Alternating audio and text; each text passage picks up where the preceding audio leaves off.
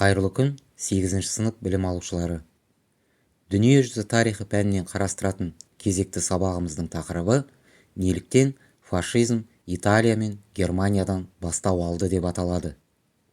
Сабақтың барысында сіздермен бірге екі соғыс аралығындағы Италия мен Германияның әлеуметтік-экономикалық және қоғамдық саяси өміріндегі терең дағдарыстың себептерін анықтаймыз. Муссолини мен Гитлердің билік басына келуінің салдарын талдайтын боламыз. Екі дүниежүзілік соғыс арасындағы 20 жылдық бейбіт өмір екі кезеңнен тұрды. 1920 жылдар экономикалық, әлеуметтік және саяси тұрақтылық кезеңі. 1930 жылдар соғыс қарсаңындағы демократия мен тоталитаризмнің қарсыласуының күшею кезеңі. Бұл екі кезеңнің арасындағы шекара 1929-1933 жылдардағы дүниежүзілік экономикалық дағдарыс болып саналды. Ұлы экономикалық дағдарыс халықтың ертеңгі күнге деген үмітсіздік сезімін тудырды. Мемлекет дағдарысты еңсере алмағандықтан халық радикалды саяси идеологиялар туының астына топтаса бастады. Осы жағдай фашизм сияқты оңшыл саяси қозғалыстардың кең таралуына себеп болды. Бұл қозғалыс 1919 жылы Италияда дүниеге келді. Фашия сөзі түйін немесе одақ деген ұғымды білдіреді. Бұл ұйым мүшелерінің бірлігі мен ынтымағын көрсетеді. Кейіннен фашистік деп басқа елдердегі ұқсас ұлтшыл қозғалыстарды атай бастады. Фашизм идеологиясының негізі ұлтшылдық еді. Бұл бір халықтың басқа халықтардан үстемдігі туралы идеяға негізделген көзқарастар жүйесін білдірді. Фашистер демократия мен адам құқықтарын мойындамай, қалыптасқан тәртіпті қиратуға шақырды. Олар жаңа әлемді құру үшін азаматтық қоғамды толығымен бағындырып алу қажет деп санады. Германияда фашистік көзқарасты ұстанушылар өздерін ұлтшыл социалистер немесе қысқаша нацистер деп атады.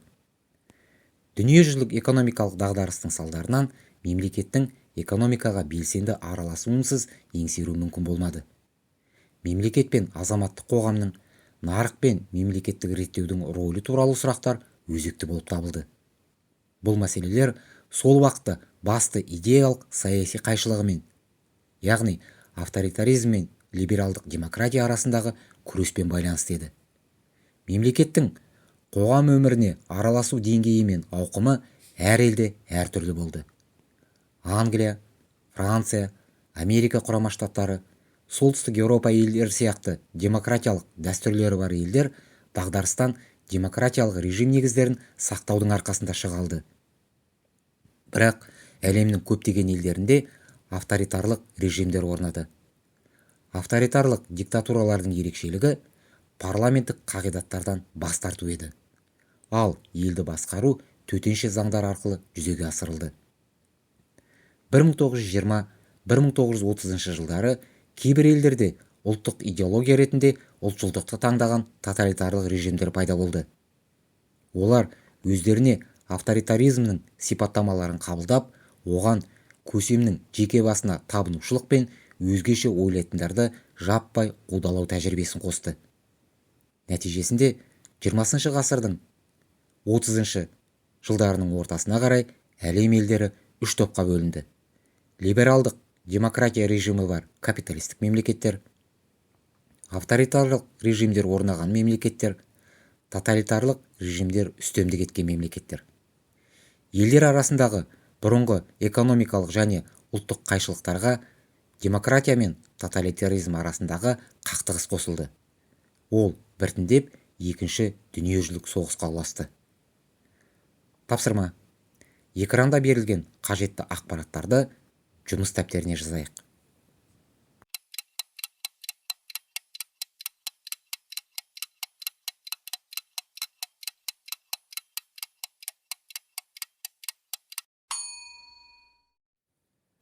Бір 1922 жылдың 30 қазанында Италия королі 3 Виктор Эммануил балконда тұрып қара көйлек киген адамдардың салтанатты сап түзеп өтуін 4 сағат бойы бақылады. римге жорық деп аталатын фашистік жасақтардың шеруі жаңа саяси қозғалыстың күшін көрсету және билікті фашистерге беру талабымен ұйымдастырылды. Корольдің елде төтенше жағдай енгізіп, шерушілерді күшпен таратуға батылы бармады. Ол фашистердің жетекшісі Бенито Муссолиниді елдің премьер-министрі етіп тағайындады. Осылайша Италия фашистер билікті бағындырған алғашқы елге айналды.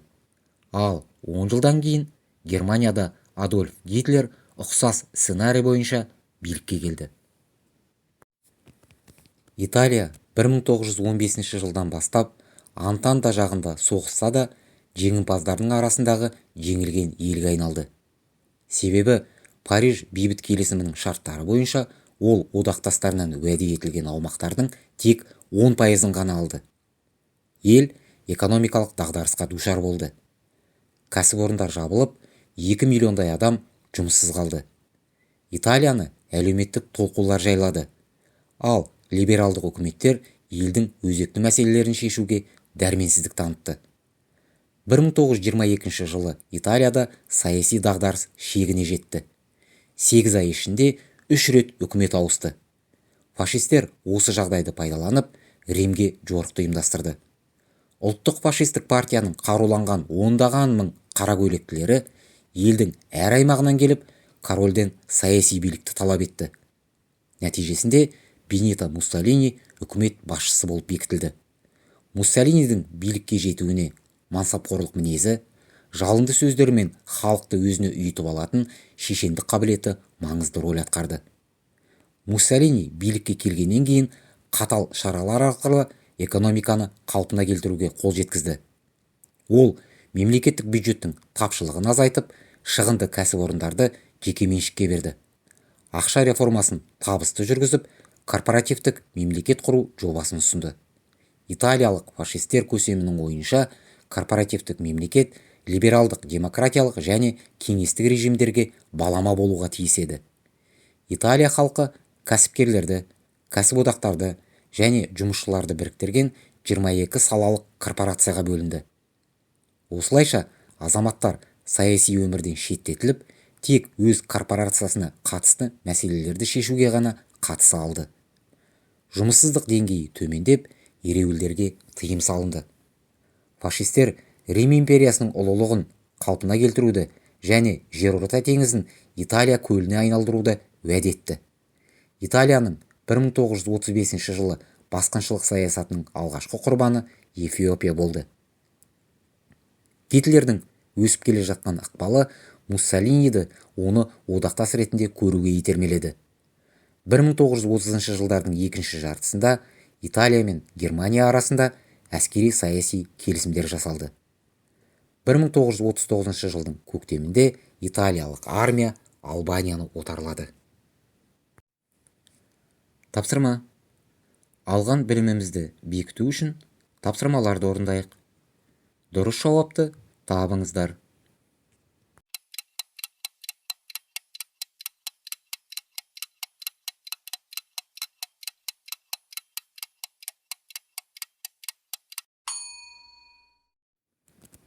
Версаль келісімі бойынша Германия бірінші дүниежүзілік соғысқа басты кінәлі мемлекет ретінде танылып, ауыр соғыс өтемақысын төлеуге міндеттелді.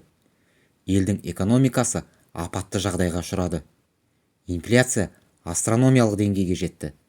Мысалы, 1922 жылдың наурызында бір ақш доллары 670 маркаға бағаланса, тамызда 4500 маркаға, ал 1923 жылдың қарашасында 4 миллиард маркаға теңесті. 1924 жылдан бастап ақш тарапынан берілген несиелердің арқасында елде экономикалық қалпына келтіру кезеңі басталды. Алайда тұрақтылық ұзаққа созылмады. 1929 жылғы дағдарыс Германия экономикасын қайтадан құлдырауға әкелді. Елде өндіріс көлемі 2 есе қысқарып, жүздеген кәсіпорын жабылды. Миллиондаған адамдар жұмыссыз қалды. Жұмыссыздардың тек әрбір 6-шысы ғана мемлекет тарапынан 10-12 марка жәрдемақы алды. Ал бұл кезде 4 адамнан тұратын отбасыға ең төменгі қажеттілік аптасына 39 марканы құрады. 1919 жылы Германияда шағын фашистік ұйым пайда болды. 1920 жылы ол ұлттық социалистік неміс жұмысшы партиясына немесе НСДАП-қа айналды. Оның мүшелері 1923 жылы Мюнхенде сыра бөлігі деп аталатын мемлекеттік төңкеріс жасауға әрекеттенді. Бірақ партия жетекшісі Гитлер тұтқындалып, бірнеше айға түрмеге қамалды. Түрмеде отырып ол 1925 жылы өзінің өмірбаяны мен ұлтшылдықтың негізгі қағидаларын біріктірген «Менің күресім» атты кітабын жазды. Дағдарыс жағдайында биліктен үмітін үзген адамдар фашистік партиядан мықты басшылық пен тұрақтылықты қамтамасыз ететін күшті көре бастады. Фашистердің бағдарламалары сайлаушылар үшін қарапайым әрі түсінікті еді. Партия көпірме уәделерді кеңінен пайдаланып, ұлттық сезімдерді қозғау арқылы адамдарды өз қатарына тартты. 1928 жылдан бастап НСДАП парламенттік сайлауларға қатыса бастады. Партия экономикалық дағдарыс жағдайында үлкен ықпалға ие болды. Гитлердің беделі партия мүшелері мен тұрғындар арасында күн сайын өсе түсті. Жеке басқа табынушылық дерті асқынып, оны неміс халқының көсемі немесе фюрер деп атай бастады. 1932 жылғы сайлау қорытындысы бойынша НСДАП парламентте көп дауыс жинап, ірі саяси партияға айналды. Ірі капитал өкілдері 1925 жылдан бастап Веймар республикасының екінші президенті болып сайланған Гинденбургтен Гитлерді үкімет басшысы етіп тағайындауды талап етті. 1933 жылдың қаңтарында рейхсканцлер, яғни премьер-министр лауазымын алған Гитлер елде тоталитарлық режимді орнатуға кірісті.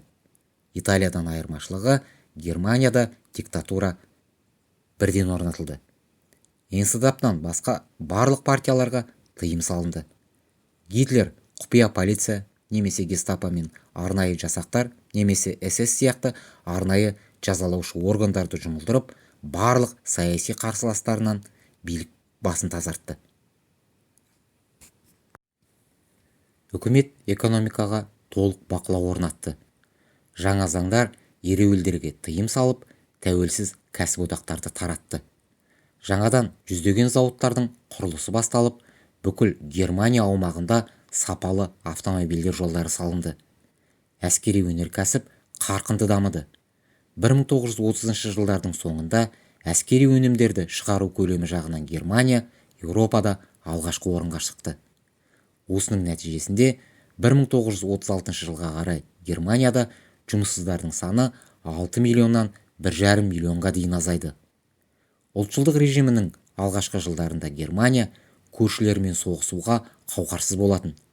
Сол себепті Гитлер алғашында дипломатиялық әдістермен Версаль келісімінің Германия үшін ауыр талаптарын біртіндеп жоя бастады. 1933 жылы әскери өндірісін ұлғайту мақсатында Ұлттар лигасы құрамынан шығып кетті. 1935 жылы Германия жалпыға бірдей әскери міндеткерлік енгізілді. Ұлттар лигасы болса, келісімшарт баптарын бұзған Германияға ескерту жасаудан әрі салмады. 1936 жылдың 7 наурызында неміс әскерлері бейтарап аумаққа саналатын Рейн облысын иемденіп алды.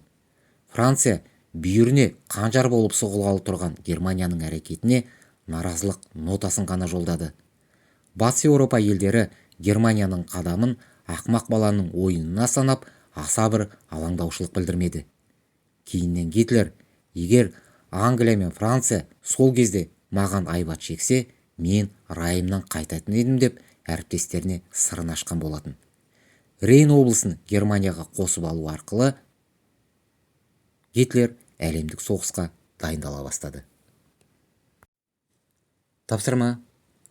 Алған білімімізді бекіту үшін тест тапсырмаларын орындайық. Дұрыс жауапты табыңыздар.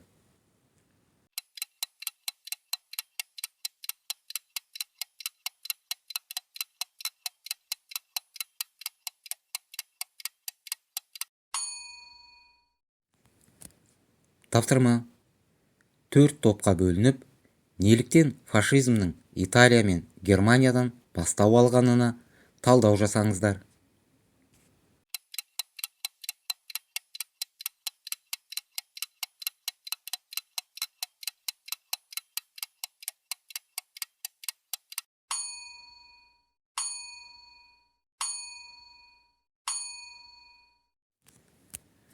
үйге тапсырма.